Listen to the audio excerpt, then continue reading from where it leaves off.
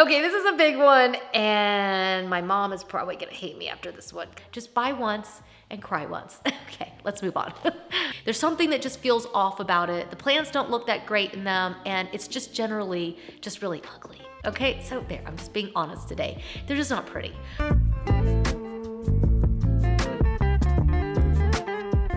Well, hello and welcome back to the House of Valentina. I'm Valentina, and today I want to share with you outdoor mistakes you should 100% be avoiding right now, because as the weather starts to warm up, hopefully, and stay warm, we're gonna be spending a lot of time outside in our outdoor spaces.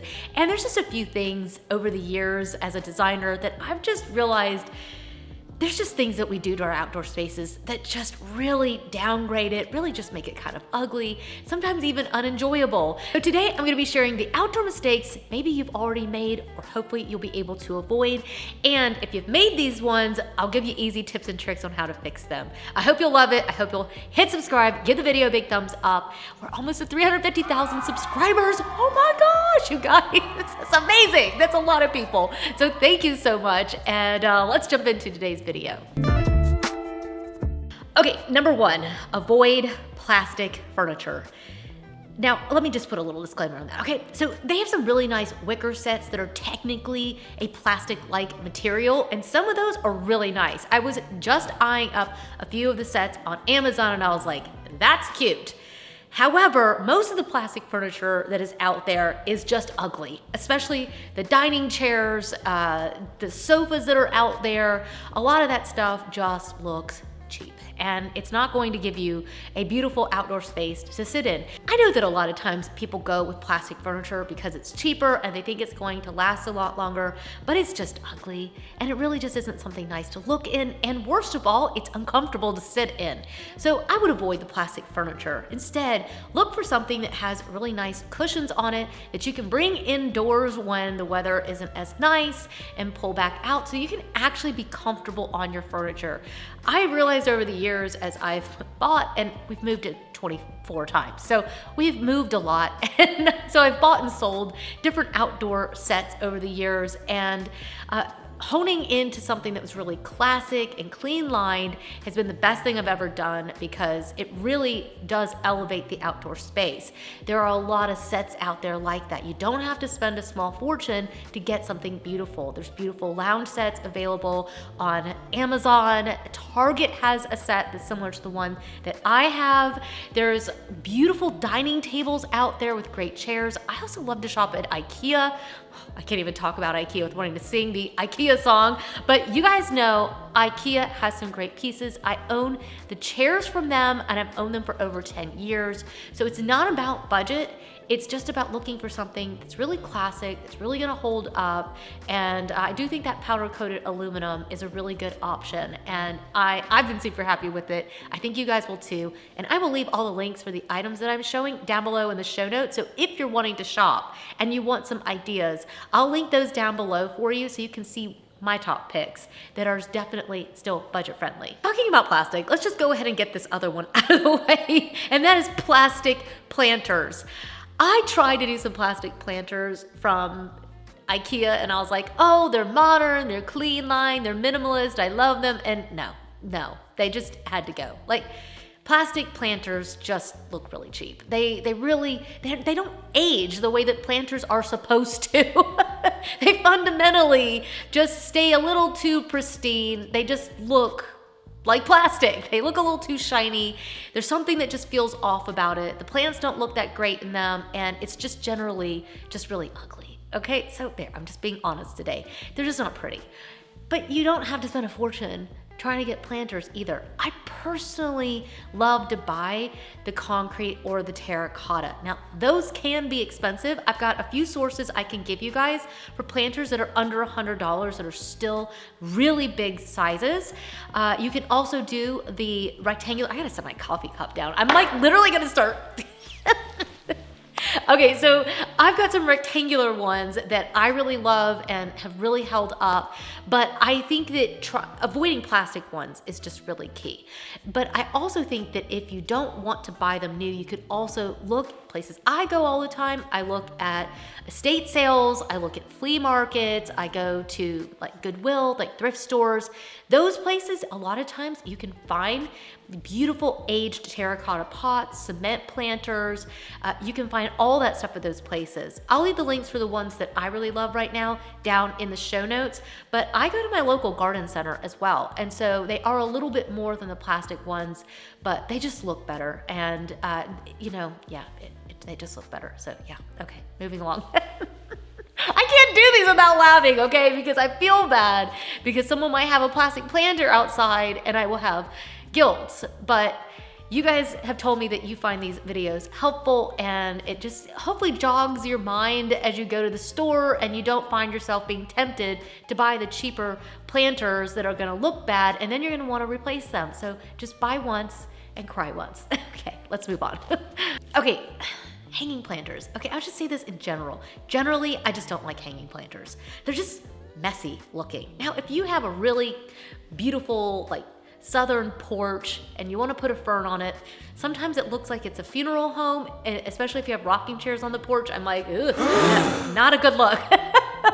Sometimes, every now and then, I'll see a hanging planter that I think is nice. If I find one on the internet, I'll put it up. But generally, they're just kind of ugly and they just don't look that great. And you've got something just like kind of hanging down, and it's just, it downgrades your space. So generally I just avoid hanging planters. Definitely the ones that come with the plastic planter. Those are, it's the whole combination of the whole thing. It's just not really that great of a look. If you're wanting something that would be, higher like that, I think maybe planting a taller tree is a nice solution. I think that also putting up a really nice trellis, you can have them where they're made out of the iron or the wood, and you can have something growing on them. I think all of those things all look better than hanging plants. So I would just pass on the hanging plants. And I've killed a lot of those things. I don't know, they're weird to water. I don't know, I just don't like them. Oh my gosh, whatever you do, do not put up signage. Just don't. You don't need something to remind you that you are outdoors or that it's the garden or to be nice. I don't know. There's always like these little plaques that they sell in the outdoor section. You just really don't need any of those. Anything with the little sayings, any of that. We talk about avoiding it in the home, and then you go outside and there's like people just have them like all over the place. They'll have them sitting on their grill, they'll have them sitting on the table, and it's just all these little signs with sayings on them, and I just avoid all of that. It just really downgrades your space. You're better off with nothing. You're just better off with nothing than to have a sign. A lot of times people also buy them to go up on the wall. I just would not. I just would not do that. It's just going to look cheap. Generally, I think it's better to not have very much on the walls of your outdoor space. I think it's okay to leave it with nothing.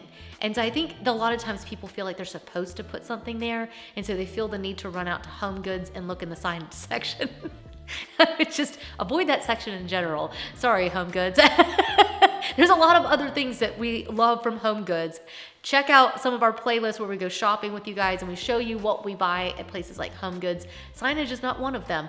Or if you remember from the last Home Goods, they had this huge carriage that was supposed to be like a planter kind of thing and a motorcycle thing. Yeah, let's avoid all that too. None of those things are good for the outdoor area. It really just looks a little bit cheesy and kind of gimmicky. I think that's what it is. It's just a little bit silly, and not in like a fun way. Okay, so I think if you want to add fun, I mean, that's what the drinks are for.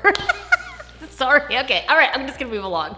Okay, I think that one of the biggest mistakes is buying Costco furniture. Okay, I'm not against Costco. I love going there. I say all the time that there's just something about buying in bulk. It's just 800 rolls of toilet paper. I mean, there's just something about it, okay? I just love it sometimes, okay? But a lot of the furniture that they sell at Costco is like this specific I guess Italian inspired style. I don't know. Usually the sets that they sell at Costco just look really outdated and they just are not pretty at all. And there are a lot of places that sell really nice outdoor furniture that are really pretty. If Costco has something pretty, I'll make sure to pop it up for you because I'm not opposed to Costco. I love saving money. But you want to make sure that you get something that really gives you an elevated look, that really looks like you've really thought through this, that you've picked out colors that are relevant, right? That are modern and current, rather than going out and buying something brand new that already looks old. That's really unfortunate, especially when you can go to places like Amazon and Wayfair and they have all kinds of sofa sets, lounge sets, just beautiful patio sets. You've got tables and chairs. They have all kinds of things that are available to you. But I think going with something that's really neutral, that's really clean lined, and just keeping things really simple will actually make it look more upgraded, even if it's not very expensive. The other thing about the Costco sofas is the pillows that come with it. And a lot of times the sets that you will buy come with really ugly pillows. And people just, of course, they assume that Costco knows what they're doing, or Walmart, or wherever you're gonna be shopping for your outdoor furniture, even Amazon. Everywhere's got these sets that come with these really ugly pillows that have like little medallions on them, and they have all these like busy motifs or characters or flowers or whatever it is. I would just avoid all of those. Even if it comes with it, maybe just donate them. I mean, yeah, I was like, I don't know if somebody else wants those either, but maybe they do. I just think that generally they're just not pretty. And the better way to go about it is to have, of course, the back cushions and the seat cushions in a very neutral, really pretty color. Even if you like color, you could go with navy. You don't have to go with black and white. You could go with a navy. You could go with a really deep gray or light gray. Those colors, all these neutral colors, are really nice because they will last and they'll look really sophisticated. And then if you want to add pillows, just go with neutral pillows. Go with something that's really clean lined and neutral. And then if you want to take a blanket outside, just take one from inside out when you go to sit out there and really dress up your sofa. But generally the pillows that come with those Costco sets, they just don't look that great, and I would just pass on all of them. Another big mistake that I have definitely made myself, and I really just hated the way that it looked, is I found that I just hate lots of small planters. And during all the lockdowns and all that stuff, I went out and I bought a bunch of small planters and put a bunch of seeds in there, and I was like, I'm gonna grow a garden. Even when I apparently was stuck at home, I didn't have enough time to keep up with all of that. It was too much for me. And the worst part is that all those little planters just look cluttered, especially if they were made out of plastic. So I just think that lots of tiny, small planters just looks a little bit downgraded. But instead, what you can do, and what I've done more recently, is I've bought bigger planters that you can put something really nice and big in the center, maybe a shrub or a tree, and then add some stuff around it. You can even, I've done that with fruits and vegetables. If you want to have a garden with fruits and vegetables, you want to make sure that all of those plants are ones that can grow together and still be edible, of course. Be smart about what you plant together. But amazingly, strawberries look really good just spilling out of a planter, and it looks a lot better than just having like one of the ones with the little holes in them. Yeah, I bought one of those and I don't have it anymore. I just thought it just looked too busy, and lots of those little planters, it was just too much. It was just too much to look at, and I just prefer to have it really pared back, really clean, and I think that just looks more sophisticated than lots of little stuff. Okay, this is a big one, and my mom is probably gonna hate me after this one because my mom loves the statuary. She loves all the little tchotchke little things that you can put out in the garden. I'm not even talking about the garden stakes, like all the little things, like statues of gnomes. My daughter stuck a little mushroom out in ours, and I was like, okay, it's because it's Haley, my princess. I kind of tucked it back a little bit behind the pot, and it was gray at least. But generally, statues and gnomes and mushrooms and all that stuff, all the tchotchkes of the garden they just really look awful, and it's just a little too silly. I think it's just not chic at all. And so I personally just don't put any of that stuff out in the garden, especially not in the outdoor area, like up on the deck. We have a side garden, and I let the kids put a little thing by their area, because they have a little area where they grow their own blackberries, and they have like their own little mushroom in there. Okay, so I'm not like a total, I'm not diehard about this one, but I just think that just in general, it just doesn't look very good. And I think I would just avoid it. And it's hard when you go to, even to Target. I went to Target the other day, and they had all this cute stuff, and you're like, eek, it's so cute. Okay, just look at it, have your moment with it in the store, and then leave. Just don't buy it, okay? Because I just don't think it's gonna upgrade your outdoor spaces. So yeah, okay, there. I've said my piece. I feel bad, but Greek statues, that's different. You can still have those. My grandmother had Greek statues literally out in the front of her house, and I kind of love those, but that's one exception.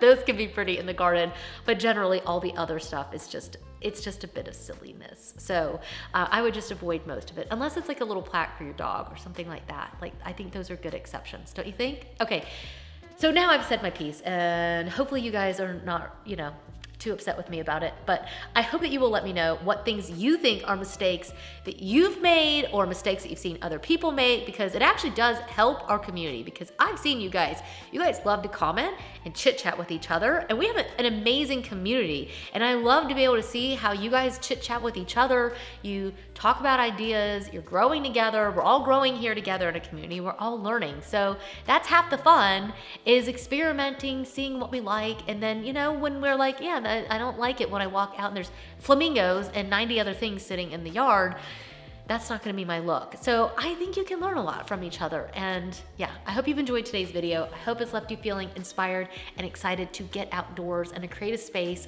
that you love. Ultimately, that's what this is really all about, is creating a space that you love and you just enjoy. Because life is short, and your home is yours, and you should make it whatever you want it to be. So don't forget to hit subscribe. Help us get to 350,000 subscribers, and then we'll just keep going from there and see where this community goes. It's amazing. So thank you so much for being a part of it and for allowing me to be a part of your adventure in creating a home. So cheers, you guys. I'll see you in the next one. Bye.